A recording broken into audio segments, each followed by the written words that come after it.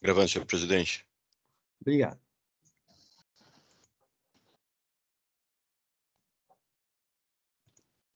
Bom dia. Iniciando-se o julgamento da primeira Câmara Julgadora do Tribunal de Impostos e Taxas do Estado de São Paulo, do dia 12 de março de 2024, a qual está sendo gravada e será disponibilizada posteriormente.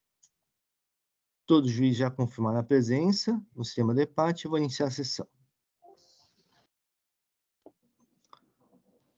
Temos 3 processos no dia de hoje. Vamos iniciar os trabalhos com os processos em que há pedido de sustentação oral e o patrão está presente. Então, começando com o processo de Vale Náutico, distribuidor de veículos limitada, é recurso de ofício, relator Dr. Carlos. Só um momento que eu vou fazer isso, da presença do patrono.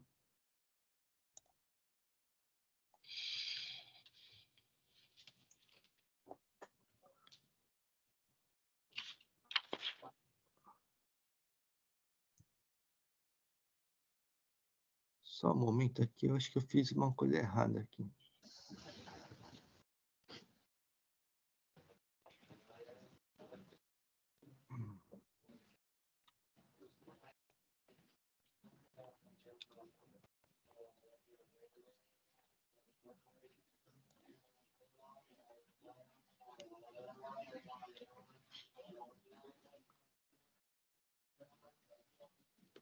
Só um momento que eu preciso colocar os dados do patrono.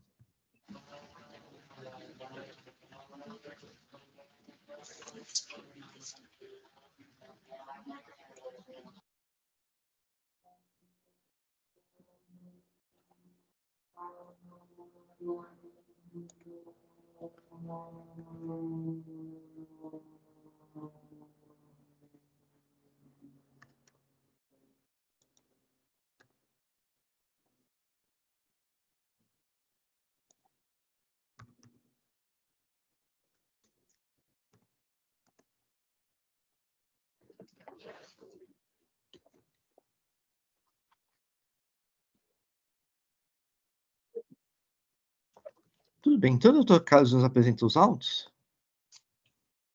Ok, presidente. Vamos lá.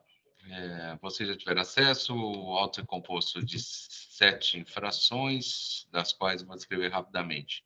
Primeira infração, deixou de escriturar no período de janeiro de 2020 a maio de 2021, os livros de registro de entrada, documentos fiscais, notas fiscais eletrônicas, modelo 55, de entrada de mercadoria no estabelecimento, conforme apresentado no demonstrativo, sendo que já se encontram escrituradas as operações do período.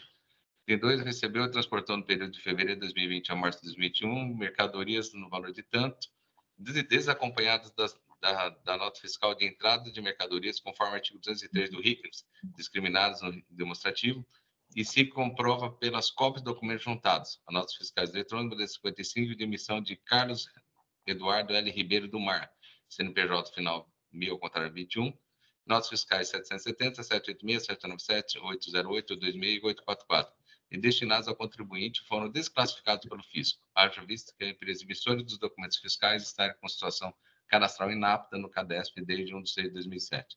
Essas notas fiscais estão escrituradas no livro de registro de entradas do contribuinte e não apresentadas no demonstrativo. O item 3, remeter no período de fevereiro de 2020 a maio de 2021 mercadorias tributadas no valor de tanto, desacompanhado da documentação fiscal hábil. As notas fiscais eletrônicas tais emitidos pelo contribuinte foram desclassificados pelo fisco, haja visto que a empresa Carlos Eduardo Ribeiro do Mar encontra-se com situação cadastral inapta no CADESP, desde 1 de 6 de 2007. Item 4, recebeu no período de 1 de 1 de 2020 a 31 de 12 de 2021 mercadorias sem documentação fiscal, sendo que os supracitados valores foram apurados por meio de levantamento fiscal específico nos termos do artigo 509 do RICMS, conforme se comprova isso em suas respectivas planilhas de suporte demonstrativo, resumo demonstrativo 5, bem como demais documentos juntados. Item 5, deixou de pagar o ICMS no valor de tanto por não haver escriturado regularmente o livro fiscais no livro de registro de saídas, documentos de submissão nota fiscal, modelo 55, número 3.810, relacionado ao demonstrativo 4 relativos a operações tributárias, conforme se comprova pelas cópias de documentos juntados. O item 6, deixou de pagar o ICMS no montante digital no período de 1 de 1 de 2020 e de 1 de 12 de 2021, decorrendo da operação de saída de mercadorias tributárias e omitidas do fisco apurado por meio de aumentamento fiscal realizado nos termos do artigo 509 do RICMES. E o item 7 creditou-se indevidamente no valor de tanto, em 23/3/2020, o valor especificado no demonstrativo 4 por meio de escrituração não fundada em documento fiscal no livre registro de entrada e sem correspondente de entrada de mercadoria no estabelecimento. A empresa recorrente apresentou defesa, das quais o senhor já tiver acesso. A decisão de primeira instância de folha 770/75 foi pela procedência parcial do item 2 do auto-infração, com aplicação da multa no artigo 85, inciso 3, alínea A, combinado para o 1º, 9º, 10 da Lei 6.374, no percentual de 35% do valor da operação e pela improcedência dos itens 4, 5, 6, 7 do referido auto-infração. Foi apresentado recurso de ofício, tendo a apresentação fiscal parecer de folha 779 a 797, se requerido pelo provimento parcial da auto-infração. A empresa atuada apresentou as contras-razões de recurso de ofício, rebatendo os argumentos apresentados pelo agente fiscal e requerendo que o recurso de ofício não seja provido, mantendo-se ainda a decisão e declarou improcedente a auto-infração, como apresentou o recurso às folhas 807 a 823.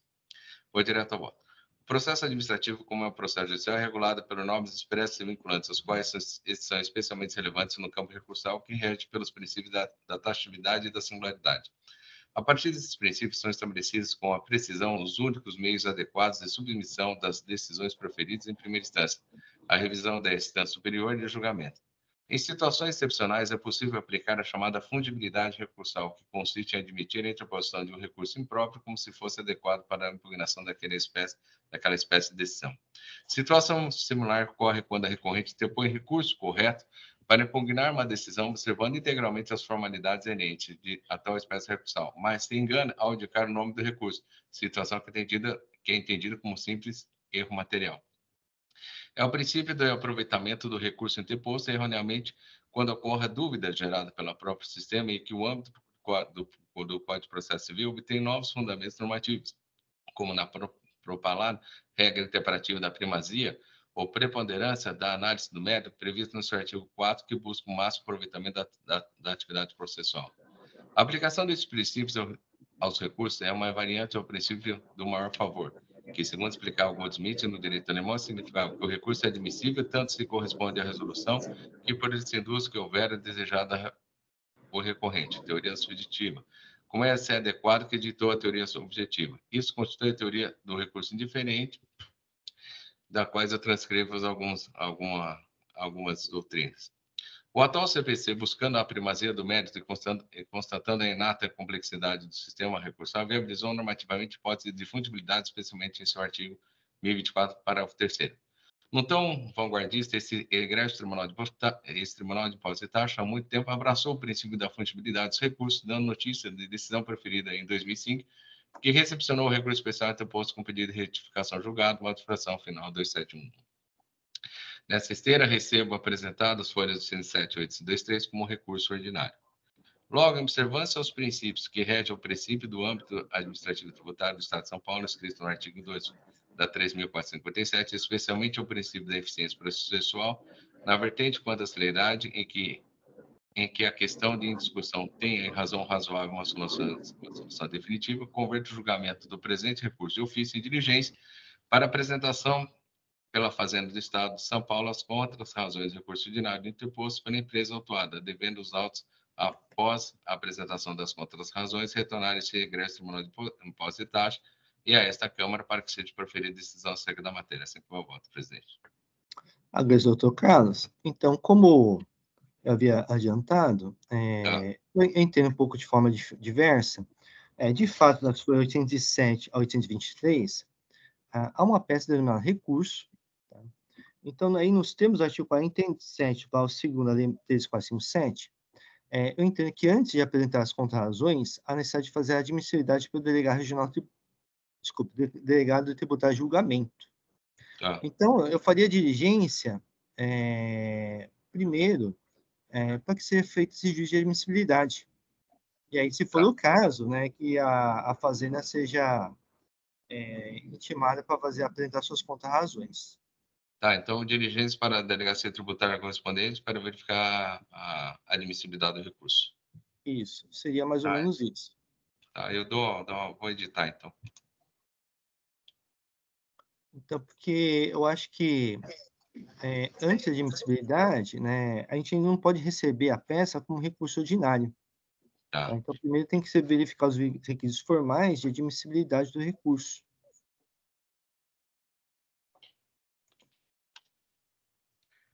Então, doutor, Presidente, sim, só tem uma dúvida aqui, um questionamento, até ver a opinião dos colegas.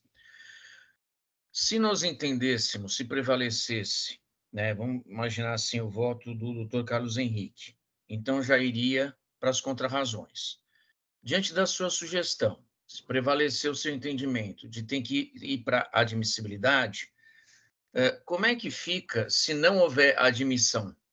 Exato. então, Pensando isso então, também. então, o que acontece? Eu vou falar em tese, tá, Porque aí Eduardo? o nosso posicionamento do Carlos Henrique, eventualmente o meu, da Adriana, isso que eu fico na dúvida, barraria a nossa manifestação? Eu não sei, eu estou na dúvida. Sim. A admissibilidade vai verificar os requisitos formais, né, entre os quais a tempestividade, se a peça não contraria a súmula, entendeu? Então, eu acho que a lei manda fazer essa admissibilidade como qualquer recurso, sempre é feito, a admissibilidade do recurso apresentado pelo contribuinte. Ele pode ser não admitido. Se não for admitido, não há contrarrazões. Mas aí que está. Eu não É, sei se eu Eu claro acho na que, minha assim, dúvida. eu É, acho que a gente não tem competência ainda para fazer isso, né, pular o delegado tributário de julgamento e admitir o recurso. mas veja, se há uma não admissibilidade, então, se eu tiver equivocado, me corrija, presidente. Você está dando a entender, pelo menos no meu raciocínio, de que a gente, então, sequer poderia emitir a nossa opinião quanto à fungibilidade do recurso? Ou Sim. seja, se a gente está convertendo em diligência, me parece, quando converte em diligência, é para ter uma opinião ou um esclarecimento de alguém. Não, não, não, Se não caso, necessariamente. Diligência também é para já, saneamento processual. já colocaria pá de cal na discussão, e Sim. aí não valeria o voto, a opinião do Carlos Henrique quanto à fungibilidade? É meio é, curioso, né? Não Não, sei. mas quanto à Estou meio acho, fungibilidade, na Eduardo, dúvida.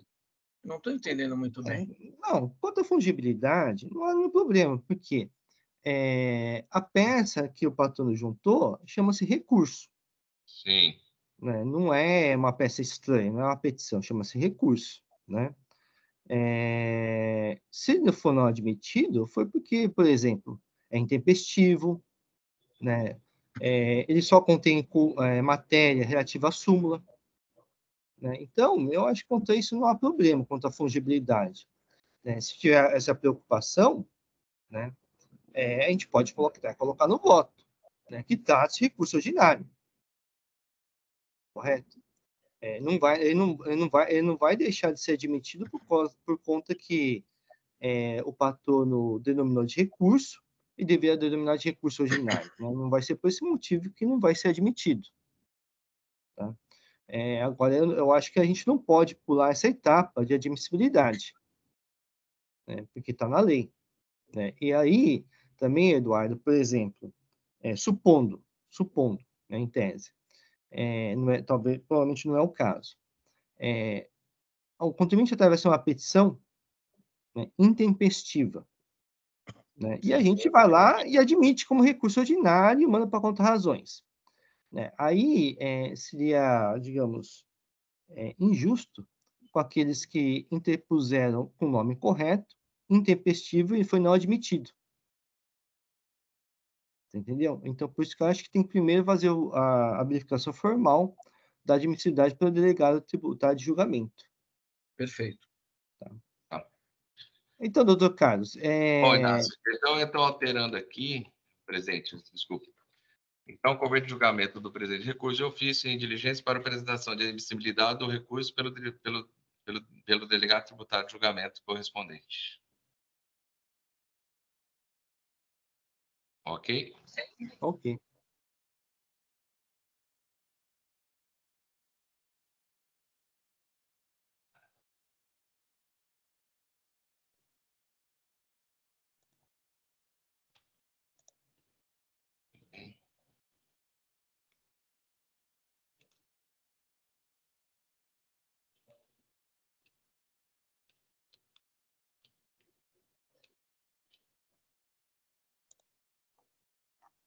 Está registrado meu voto, presidente. Ok, deixa eu só verificar.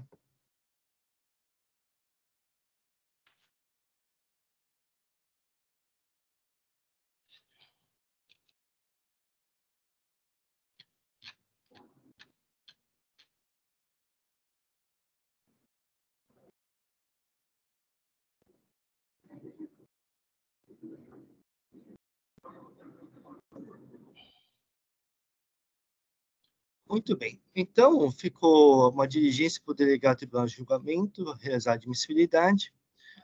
O voto está registrado, o processo ainda está em discussão. Não havendo inscritos, vou encerrar os debates. Vou verificar o quórum de presença.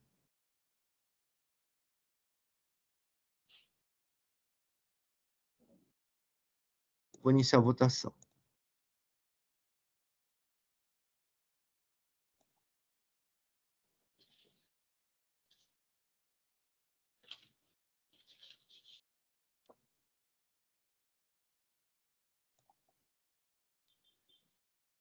Muito bem, encerrada a votação, então o processo foi convertido em diligência, em decisão unânime, com o relator.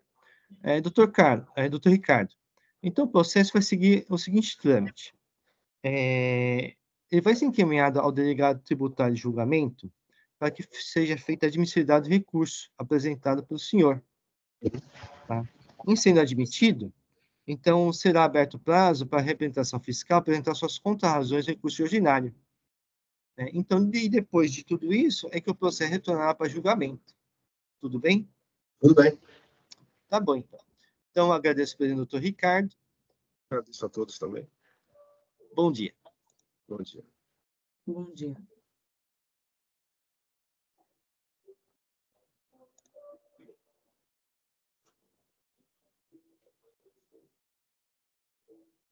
Bem, passar para o processo de Monte Azul Comercial de Produtos de Petróleo Limitado, é recurso de ofício, relator Dr. Carlos, e eu solicitei vistas.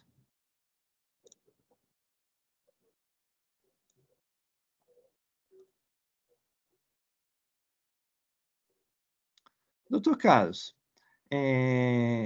sim, doutora Maria Cláudia. Eu vou querer encartar uma manifestação também, se Tá for bom. possível. Então, doutor Carlos, o doutor é o relator, o processo saiu em vista. Doutor Carlos, poderia apenas relembrar sucintamente o processo?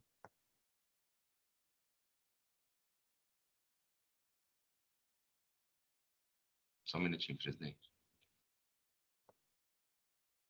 Bom, o auto é referente a uma infração que emitiu conforme detalhado no demonstrativo 1, cupons fiscais modelo 59, na saída de mercadorias consignando declaração falsa quanto a destinatário da operação, conforme o documento juntado, verificou-se que foram emitidos 44.734 cupons fiscais destinados para Paulo Henrique Moreira Souza, CPF tal, num período de 18 meses com valor médio de tanto, de faturamento e quantidade média mensal de 2.485 operações lançadas de forma continuada, com dezenas de cupons de vendas registrados para o mesmo consumidor a cada dia.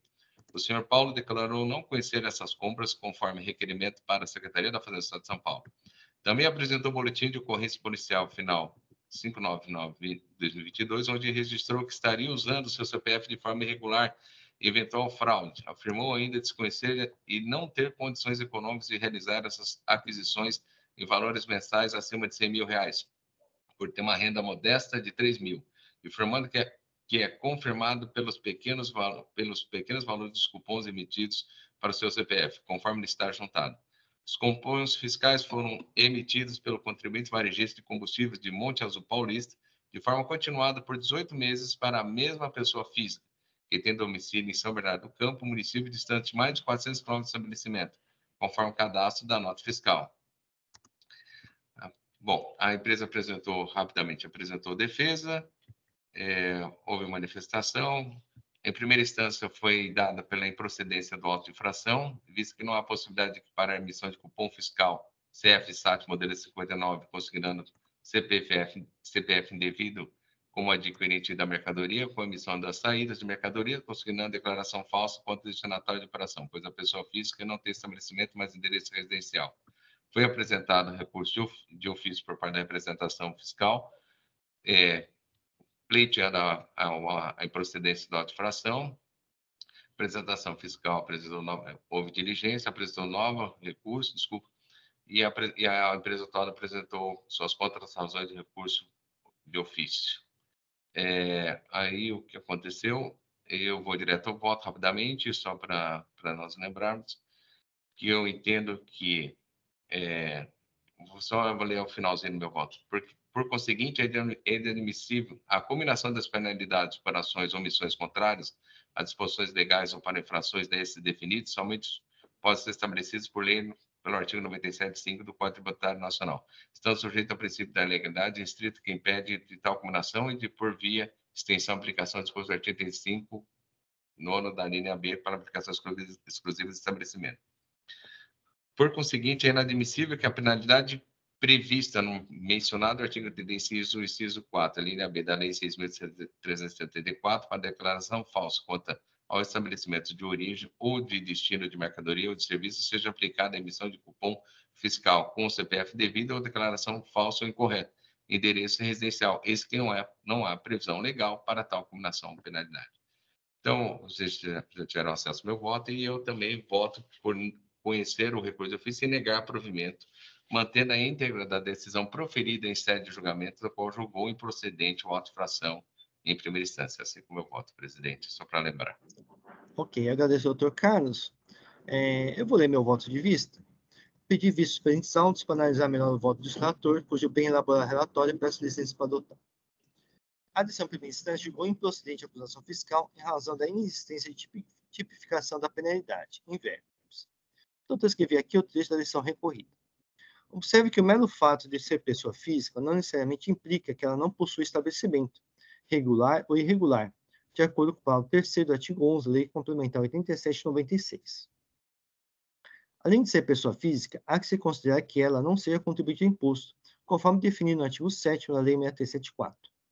Assim, para considerar que o destinatário não possua estabelecimento para fins do imposto, além de ser pessoa física, não seja contribuinte do ICMS.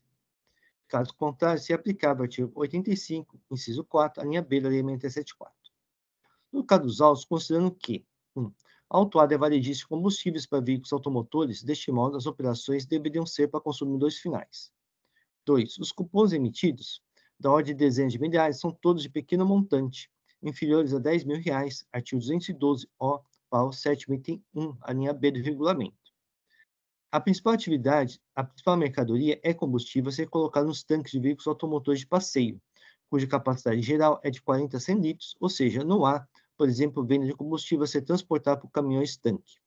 O senhor Paulo Henrique Moreira Souza declarou ser motorista, ou seja, não é contribuinte do ICMS, e assim não possui estabelecimento, entendo que, de fato, a captação da multa indicada pelo fisco, artigo 85, inciso 4, linha B, da Lei 674, não é aplicável ao presente caso, uma vez como exposto pela decisão de primeira instância, a pessoa física consumidora final não possui estabelecimento, pois não realiza atos de comércio. No entanto, os fatos estão claros e incontroversos, reconhecido pela própria autuada que emitiu os cupons fiscais indevidamente com o CPF 228.920.67847. Assim, há a certeza do infrator, autuado e a natureza da infração, emissão de cupons fiscais conseguindo a declaração falsa contra o destinatário, em razão da indevida identificação do CPF, não havendo, portanto, causa de nulidade da auto-infração, como dispõe o artigo 11 da Lei 13.457. O artigo 13 da Lei 13.457 permite a correção dos erros de fato e os de capitulação da inflação da penalidade para o julgamento. A infringência, como reconhecido pelo julgado de primeira instância e pelo relator, pode ser corrigida nesse sentido ou acompanhe. Assim, exclui o artigo 127, inciso 2 do regulamento, apontado pelo fisco, e inclui na infringência o artigo 135, parágrafo 6º do regulamento, e artigo 10, parágrafo único, item 1 da Portaria CAT 147, 2012. Pelo que consta nos autos, o Paulo Henrique Moreira de Souza não solicitou a inclusão de seu CPF nos cupons fiscais, ter realizado o boletim de ocorrência. Quanto à capitulação da inflação, exclui o artigo 85, inciso 4, a linha B, da Lei 674, inclui o artigo 85, inciso 4, a linha H, da Lei 674, que diz o seguinte: emissão de documento fiscal que não observando os requisitos regulamentar ou falta de obtenção de visto no documento fiscal, multa equivalente a 1% do valor da operação prestação relacionada com o documento. Como exposto acima, é requisito regulamentar para a inclusão do CPF a solicitação pelo destinatário, o que não ocorre no caso como visto. A matéria foi aventada pelo auditor fiscal autuante, assim, após a autuada ter a oportunidade de se manifestar em suas contrarrazões de ofício. Embora a autuada admita o erro, não há provas de dolo, fraude ou simulação como exposto na decisão pela instância, assim aplicável o limitador previsto no artigo 85-A da Lei 674, caso a multa ultrapasse o referido limitador. Adicionalmente, a prevalecer a presente decisão e houver o trânsito de julgado administrativo sem referência de dolo, fraude ou simulação, em querendo, o contribuinte pode pleitear a aplicação do artigo 85-C da Lei 674, desde que ele satisfaça as condições previstas na legislação.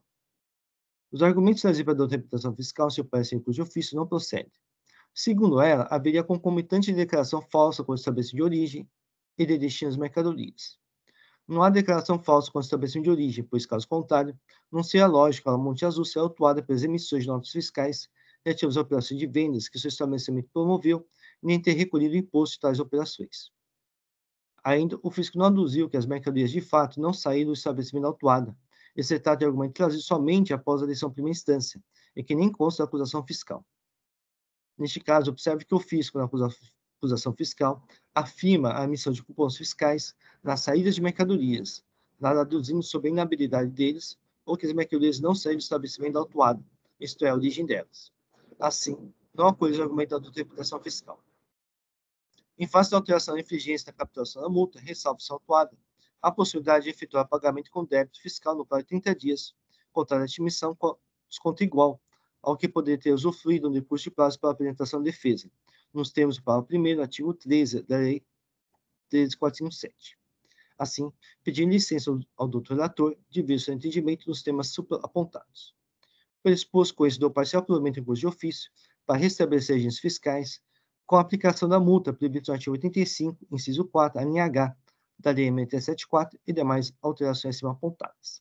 É assim que eu voto. Só vou pedir uma licença para fazer uma pequena correção de erro de digitação. Só um momento.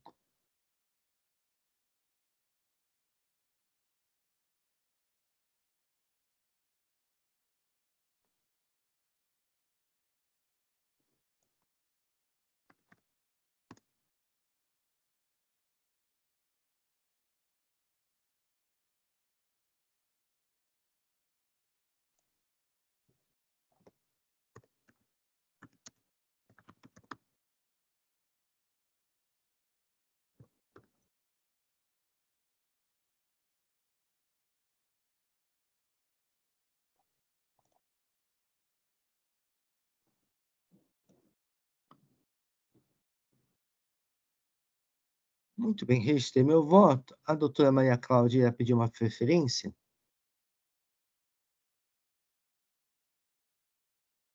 Já solicitei. Ok. Está concedido, doutora Maria Cláudia. Já está pronta, é só eu colocar aqui.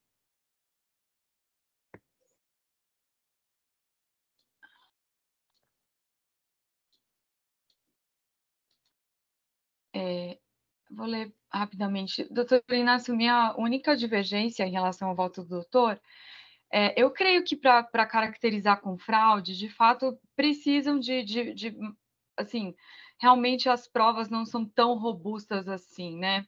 Mas como a pessoa física registrou o boletim de ocorrência, como se tratam de muitas notas fiscais, eu vou colocar o posicionamento da representação pela manutenção do auto, então, na sua integralidade. Então, eu vou só deixar aqui registrado esse meu posicionamento, tá? Então, coloquei da seguinte forma. Com a devida vênia, eu vou ler primeiro para ver se depois não precisa editar nada. Discordamos do voto do ilustre juiz, Dr. Carlos Henrique Martins, pelo cancelamento do presente AIM, pelos pontos que apresentaremos a seguir. A infração escrutínio se trata de falta de emissão de cupom fiscal, que consigne declaração falsa quanto ao estabelecimento de destino. Quanto ao nosso sentir, não faz sentido definir se a pessoa física que consta como destinatário tem estabelecimento ou endereço residencial.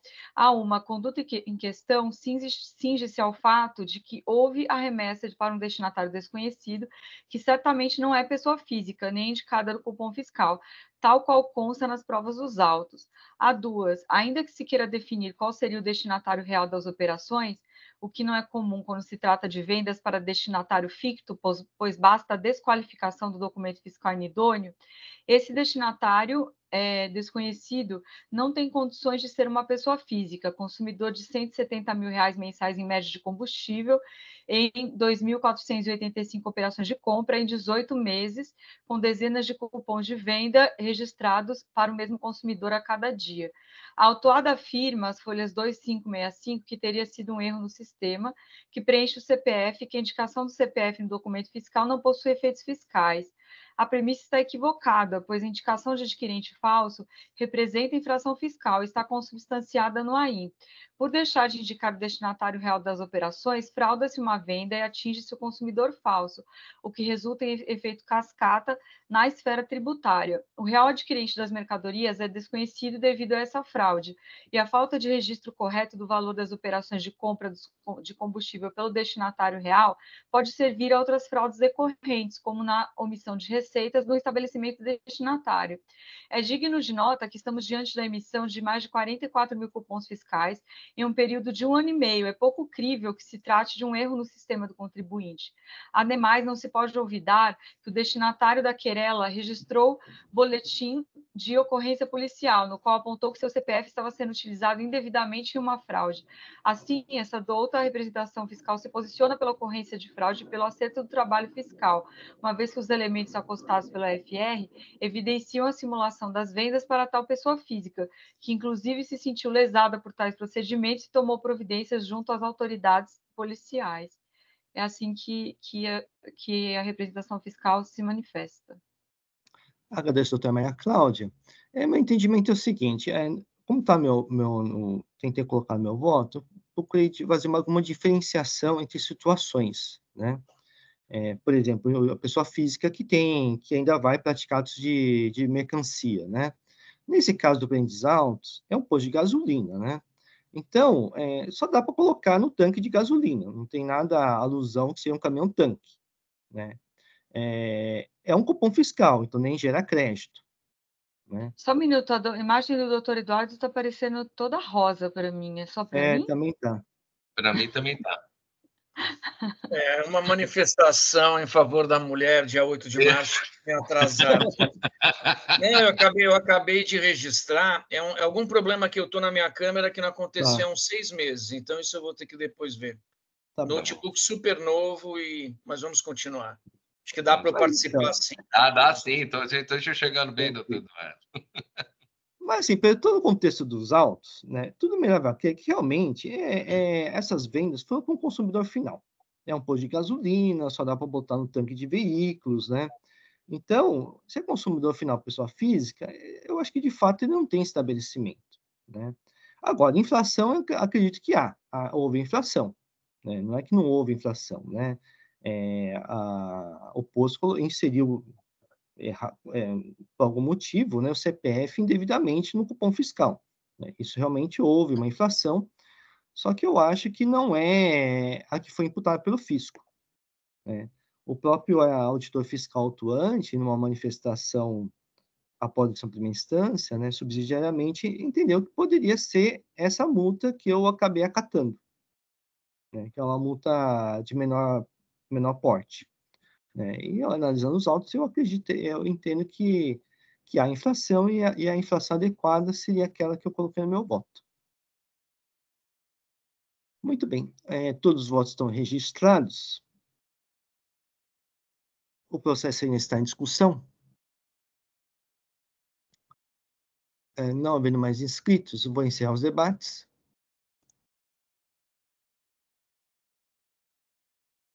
Vou verificar o quórum de presença.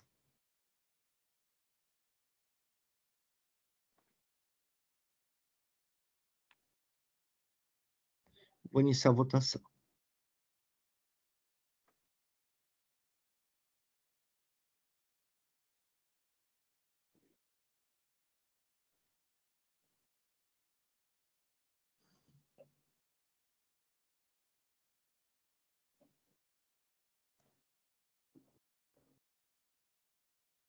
Será votação, e votação dividida, prevaleceu meu voto. Então, o recurso de ofício da Fazenda Pública Estadual foi conhecido e parcialmente provido nos termos do meu voto.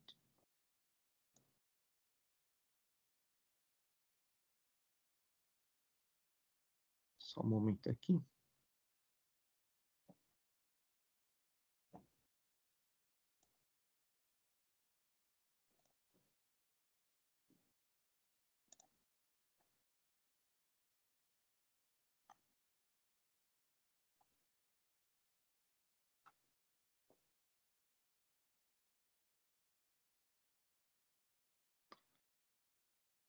Passar para o processo de Ledervin Indústria e Comércio Limitada, recurso ordinário. Relator Dr. Eduardo Soares de Mello, não há protesto por sustentação oral. Presidente, posso editar o voto? Sim, só um momentinho. Obrigado. Pronto, já é possível, doutor Eduardo. Só um segundo.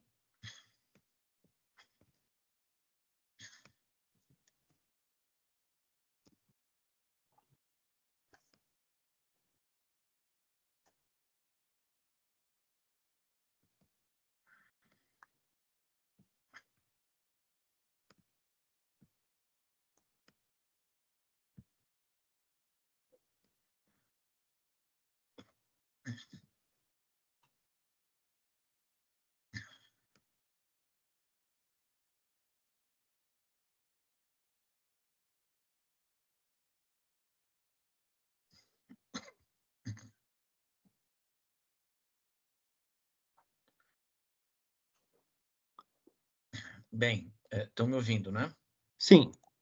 Eu vou proferir o meu voto, eu vou ler meu voto, foi disponibilizado ontem. Acho que eu não preciso ler com detalhes a acusação fiscal, é um caso clássico de inidôneo, acreditamento indevido, em que o trabalho fiscal ele concluiu pela simulação de estabelecimento do fornecedor das mercadorias e, como consequência, considerou inidôneo e inábil todos os documentos emitidos e recebidos pela fornecedora da mercadoria, que é a empresa Panimex. Então, aí, em primeira instância, houve decisão não admitindo a defesa e mantendo o auto. Aí a interposição do recurso ordinário e as contrarrazões. A recorrente se insurge contra a decisão singular, alegando preliminarmente a tempestividade da defesa apresentada, uma vez que, 1. O artigo 6º da Lei 13.457 de 2009, e aí quando eu me referi a essa lei, eu vou chamar de a lei do PAT, né, do Processo Administrativo Tributário, estabelece que os prazos serão contínuos, excluindo-se na sua contagem o dia de início, incluindo-se o de vencimento. 2. O parágrafo 1º, mesmo artigo da lei do PAT, estipula que os prazos fluem a partir do primeiro dia útil após a intimação. E 3. O parágrafo 1º do artigo 78 da mesma lei diz que a intimação da lavratura do auto é tida como realizada no dia em que o intimando efetivar a consulta eletrônica de seu teor, enquanto o parágrafo 5 do mesmo dispositivo legal diz que a consulta deverá ser feita em até 10 dias corridos contados da data do envio da intimação, sob pena de considerar-se a intimação automaticamente realizada na data do término desse prazo. Ao trazer o ordenamento jurídico ao caso concreto, a recorrente afirma que, por se tratar de, abre aspas, cientificação eletrônica do contribuinte, fecha aspas, ocorrida em 14 de agosto de 2023, o prazo para a interposição da defesa seria até 15 de agosto, e não a data de 13 de agosto, como mencionado pelo julgador de primeira instância, porque o prazo de contagem fluiria no primeiro dia útil seguinte, 15 de agosto, excluindo-se o dia de início, 15 de agosto, e incluindo-se o dia final da contagem, 14 de setembro. Considerando o protocolo da defesa em 14 de setembro, afirma a recorrente que a mesma seria tempestiva e, por essa razão, deveriam ter sido examinados os argumentos nela contidos. Pondero desde já não haver questionamentos, matéria, portanto, incontroversa, quanto ao ordenamento jurídico trazido à peça recursal pela autuada.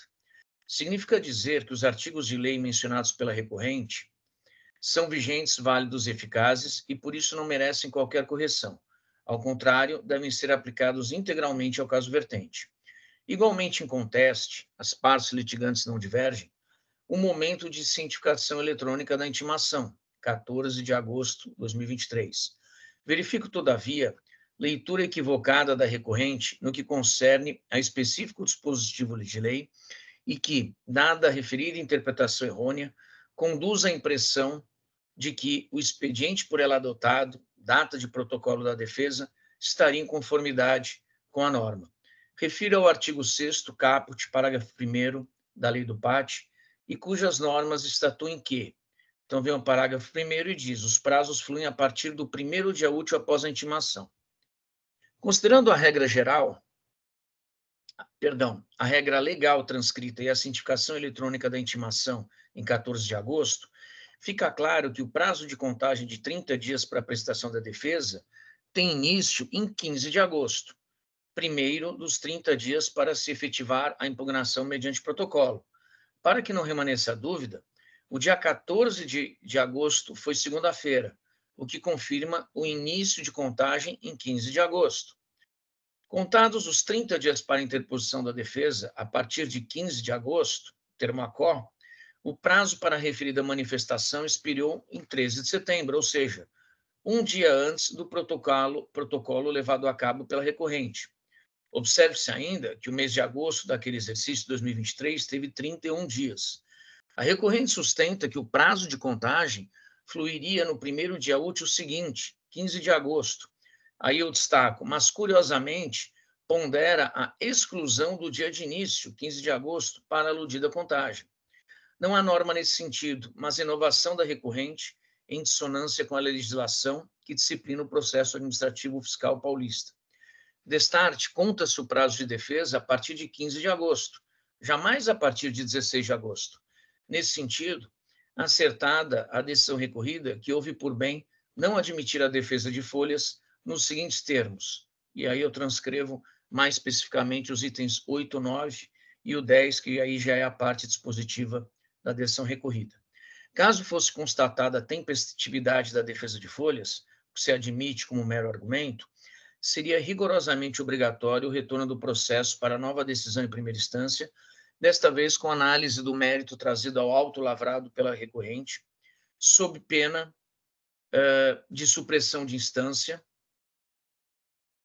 só um segundo, e desobediência aos princípios do contraditório e da ampla defesa, corolários do devido processo legal, e a necessária busca da verdade material, além de outros direitos assegurados. Não foi o que ocorreu, em virtude da demonstrada extemporaneidade da defesa protocolada pela recorrente. Em face do exposto, não conheço recurso ordinário, mantendo a decisão recorrida e, assim, o auto lavrado. Então, em síntese, acho que ficou claro, o que acontece? A recorrente, ela traz todo o ordenamento jurídico, e isso está certo, os artigos que ela traz, só que daí, no fundo, ela inova. Ela fala, olha, o primeiro dia que conta o prazo, na verdade, não é o dia seguinte à intimação, você pula um outro. Isso não está em nenhum lugar.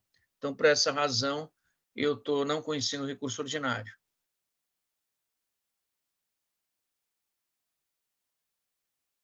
Está sem som, doutor. Ok, obrigado. Agradeço, doutor Eduardo. O processo está em discussão. Não havendo inscritos, vou encerrar os debates. Vou verificar o quórum de presença.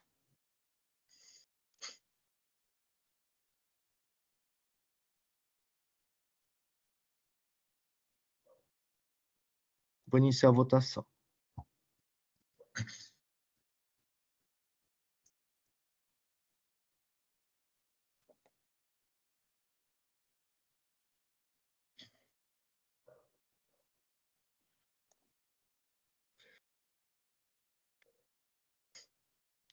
Iniciada a votação, o recurso ordinário Ledervin Indústria e Comércio Limitado foi não conhecido, em decisão unânime pelo voto do Dr. Eduardo Soares de Mello.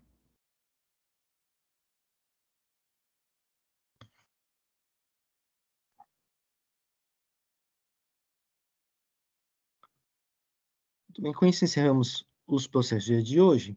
Então, podemos encerrar a sessão de julgamento dessa primeira Câmara Julgadora do Tribunal Unipositar do Estado de São Paulo, do dia 12 de março de 2024, Agradeço a presença de todos e pedia para o Jailson encerrar a gravação.